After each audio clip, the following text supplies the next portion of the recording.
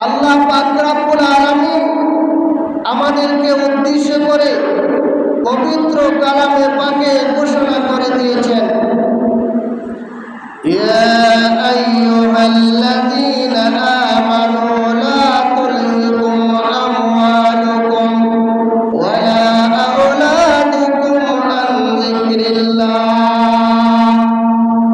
ওয়া মান ইয়াফআল যালিকা ফাউলাইকা হুমুল খাসিরুন।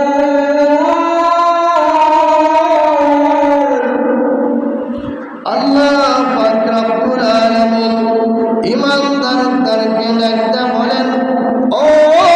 ইমানদার, ইয়া আইয়ুহাল্লাযীনা আমানু, হে ইমানদারগণ, লা তুলহিকুম আমওয়ালুকুম ওয়ালা আওলাদুকুম আন যিকরিল্লাহ, তোমাদেরকে যেন তোমাদের সম্পত্তি, ছেলে সন্তান তোমাদেরকে যাতে ধোঁকা না দেয়, আল্লাহর জিকির থেকে তোমাদেরকে গাফেল না করে। আল্লাহ পাক রব্বুল আলামিন আমাদেরকে সতর্ক করে দিচ্ছেন, ও ইমানদার, আমি তোদেরকে দুনিয়ার মধ্যে পাঠাইলাম, আমি তোমাদেরকে দুনিয়ার মধ্যে ইবাদত করার জন্য পাঠাইলাম, ও